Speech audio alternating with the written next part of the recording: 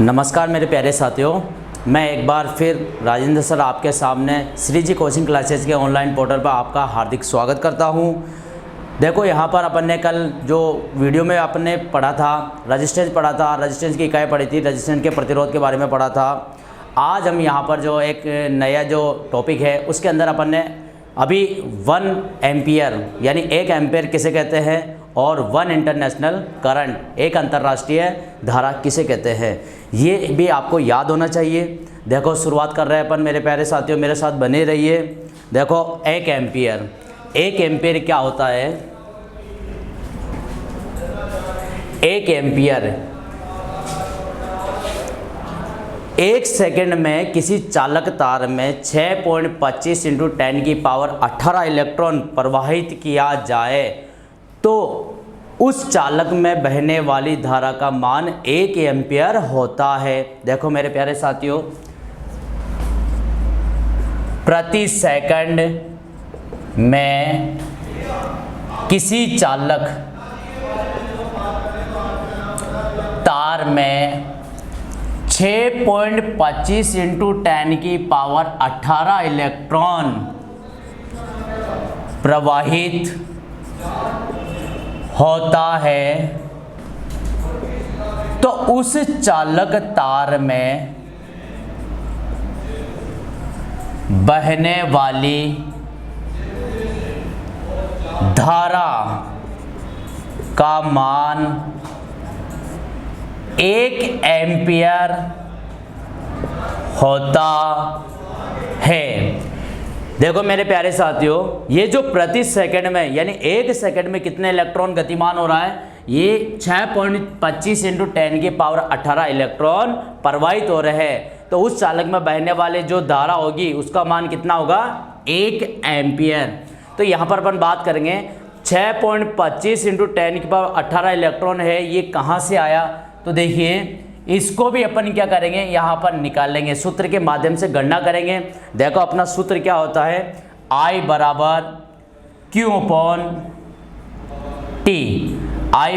Q/T। तो मैं यहाँ पर Q = NE लिख सकता हूँ। क्यों? क्योंकि जो आवेश होता है वो आवेश का जो रूपांतरित होता है किसके रूप में होता है? इलेक्ट्रॉन के रूप में। तो यहाँ पर मैं बात करूँगा आवेश का रूपांतरण इलेक्ट्रॉन के रूप में।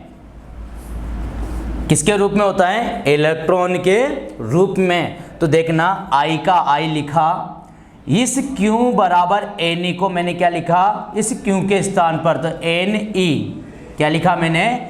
NE। और ये आपका T। जब मैं आपके यहाँ पर N को ज्ञात करूँगा तो देखो N को ज्ञात करेंगे तो क्या हो जाएगा? I वज्र गुणा करने पर IT/E क्या हो जाएगा आपका? N IT/E। ये आपका जो सूत्र है यहाँ पर देखना मेरे प्यारे साथियों, ये जो आपका करंट है इस करंट का मान कितना है? देखना इस करंट का मान आपका तो N = 1 एम्पियर।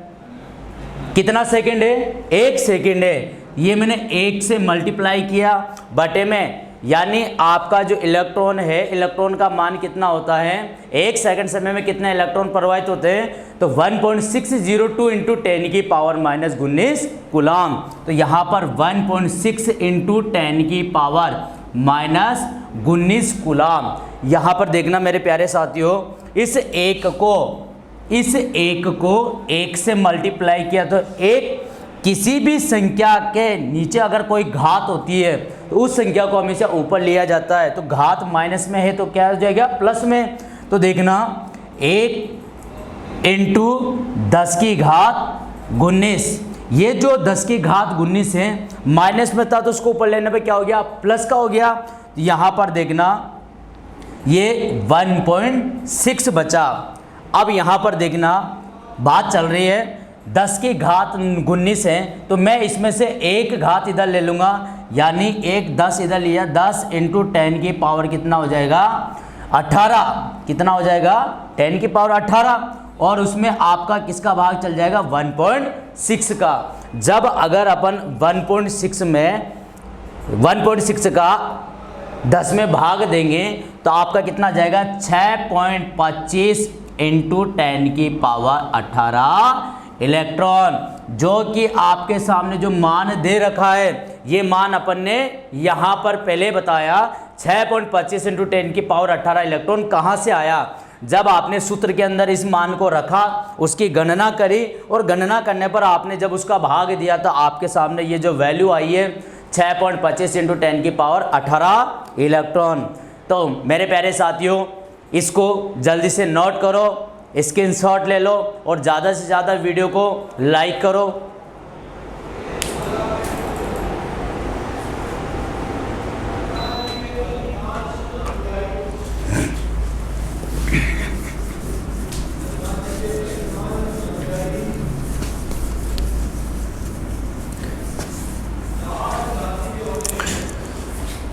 ये तो बात हुई अपने 1 एम्पियर। 1 एम्पियर के बाद में अपनी बात होती है 1 इंटरनेशनल करंट, यानी एक अंतर्राष्ट्रीय करंट किसे कहते हैं। तो यहाँ पर देखो, सबसे पहले देखो ये जो आपका विलेन है, इस विलेन के अंदर जो घोल भरा जा रहा है, यानी जो घोल है इसे बोलते हैं सिल्वर नाइट्रेट, यानी आपका क्या हो जाएगा AgNO3। ये AgNO3 सिल्वर नाइट्रेट होता है। इसके अंदर कितने इलेक्ट्रोड होते हैं? 2 इलेक्ट्रोड होते हैं। कौन कौन से इलेक्ट्रोड होते हैं? एक तो पॉजिटिव और एक नेगेटिव। इसको आप एनोड भी बोल सकते हो और इसको आप कैथोड। ये जो आपका कैथोड है, इस कैथोड पे क्या होगा 1.118 मिलीग्राम प्रति सेकंड का द्रव्यमान क्या होता है, उत्पन्न होता है। तो आप इन दोनों को क्या बोलोगे? इलेक्ट्रोड। ये जो आपका इलेक्ट्रोड है तो इसकी जो डेफिनेशन है वो क्या होगी, देखना समझना। धारा का वह मान जिसे सिल्वर नाइट्रेट के घोल में प्रवेश किया जाए तो उसके कैथोड पर 1.118 मिलीग्राम प्रति सेकंड का द्रव्यमान एकत्रित हो जाता है, वह आपका एक अंतर्राष्ट्रीय एम्पियर कहलाता है। तो मैं आपको यहाँ पर जो डेफिनेशन है वो लिख देता हूँ मैं। धारा का वह मान जिसे सिल्वर नाइट्रेट के घोल में प्रवेश किया जाए तो कैथोड के टर्मिनल पर 1.118 मिलीग्राम प्रति सेकंड का द्रव्यमान एकत्रित हो जाता है, वह एक अंतर्राष्ट्रीय धारा कहलाती है। वह क्या कहलाती है? एक अंतर्राष्ट्रीय धारा कहलाती है। तो जल्दी से मेरे प्यारे साथियों इसको नोट करो और एक एक जो पॉइंट आपके सामने लिख रखा है उस पॉइंट को भी आप अच्छे से देखना, मान जो वैल्यू है उसको भी अच्छे से उतारना।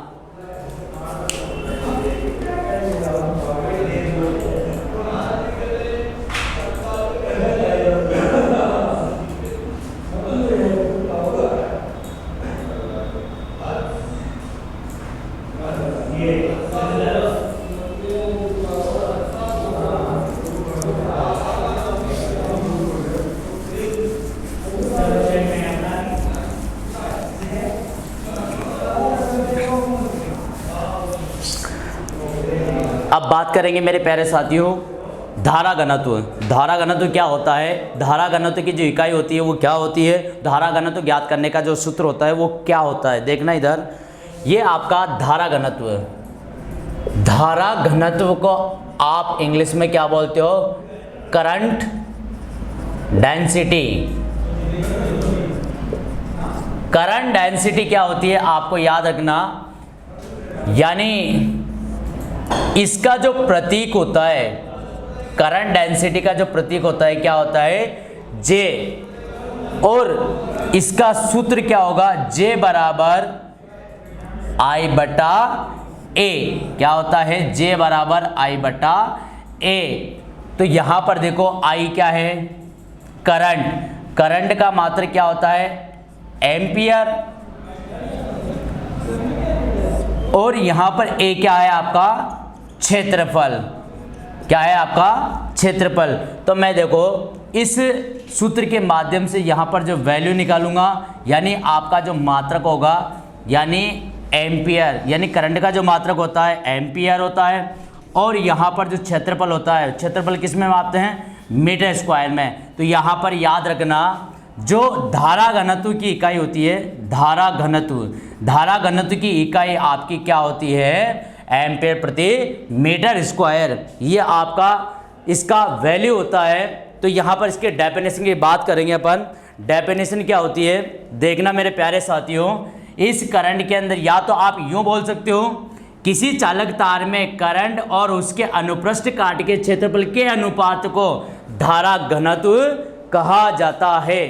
या अगर अपन दूसरी डेफिनेशन की बात करेंगे तो क्या होगा, किसी चालक तार में प्रवाहित धारा और एकांक क्षेत्रफल में जो धारा प्रवाहित होती है उस करंट को धारा घनत्व या करंट डेंसिटी के नाम से जाना जाता है। यहाँ पर बहुत ही वेरी मोस्ट है, यहाँ पर आपको ये याद रखना है मेरे प्यारे साथियों, धारा घनत्व आपकी, धारा घनत्व सदिश राशि है। कौन सी राशि है, सदिश राशि है, जबकि करंट आपकी अदिश राशि है। कौन सी है, विद्युत धारा अदिश राशि है। ये बहुत ही वेरी मोस्ट है। देखो नाम दोनों का एक ही दिख रहा है, धारा घनत्व है, जहां पर घनत्व आता है तो आपको याद रखना सदिश राशि, और यहाँ जब विद्युत धारा आ जाए तो आपको याद रखना अदिश राशि होती है। तो इन दोनों में बहुत ही वेरी मोस्ट है। यहाँ से आपका एक क्वेश्चन पूछा जाता है और उस क्वेश्चन का आंसर आपको लगाना है। तो मेरे प्यारे साथियों, इसको भी जल्दी से नोट करो, जल्दी से स्क्रीनशॉट ले लो और वीडियो को ज़्यादा से ज़्यादा लाइक करो।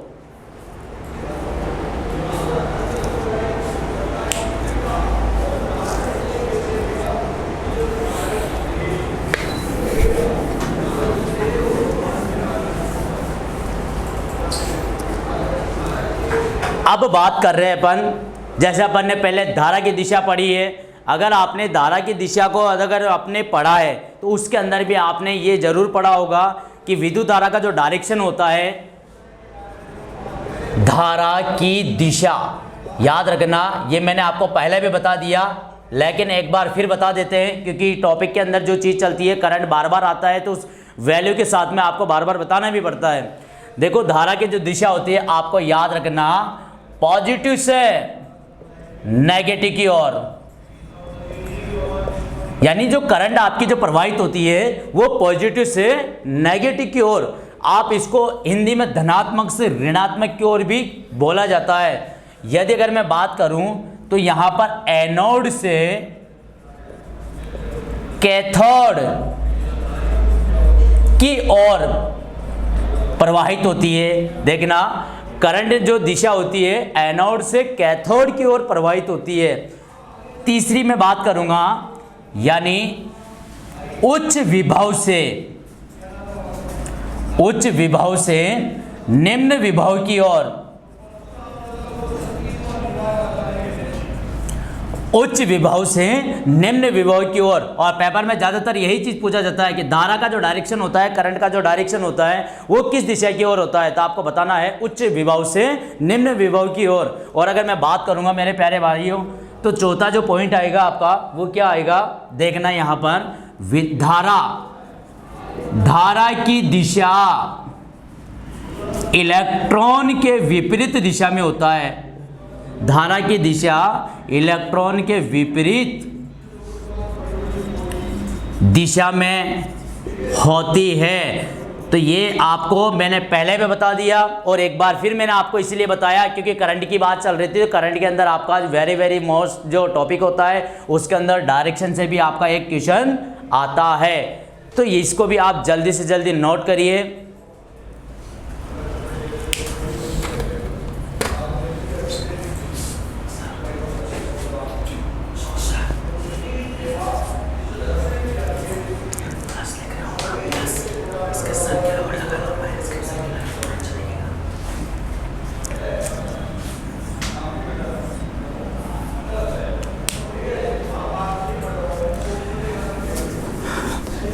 देखो अब अपन बात करते हैं विभव।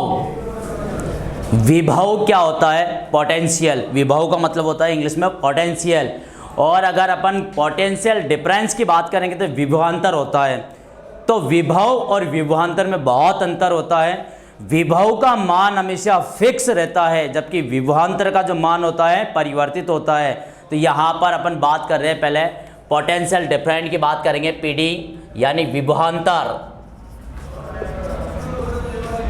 विभवांतर क्या होता है? मैं एक यहाँ पर देखो एक डायग्राम बना रहा हूँ। इस डायग्राम के अंदर आपको ये याद रखना है, जैसे मान लो मैंने कोई लोड लिया, इसके अंदर एक स्विच लगाया, वन वे स्विच है, और इसके अंदर मैंने सप्लाई के लिए एक बैटरी दिया।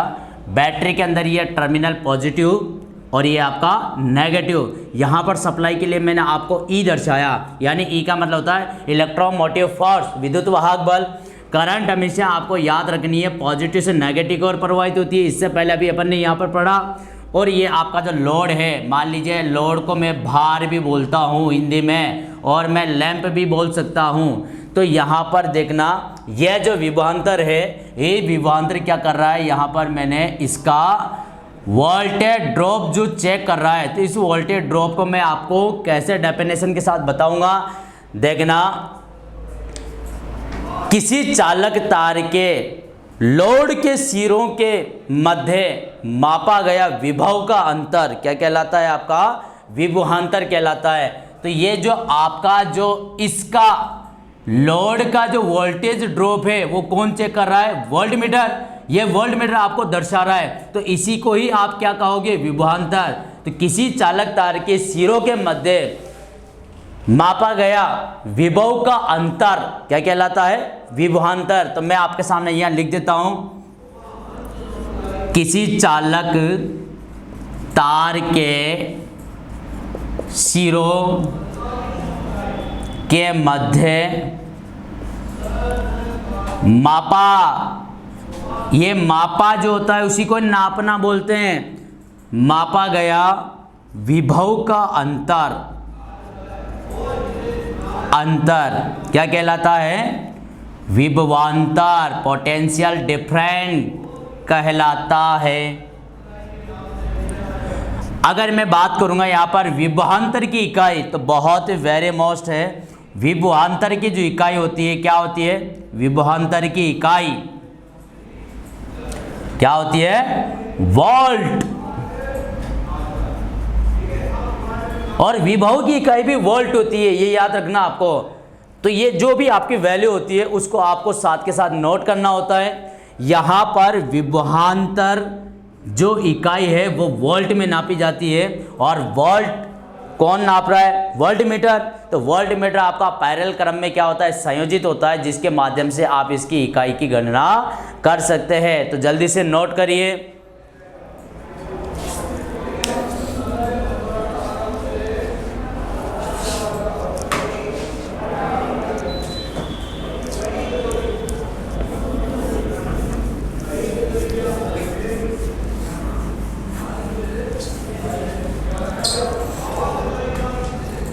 देखो, इस विभवांतर को मैं एक न्यूमेरिकल के द्वारा आपको समझा देता हूं।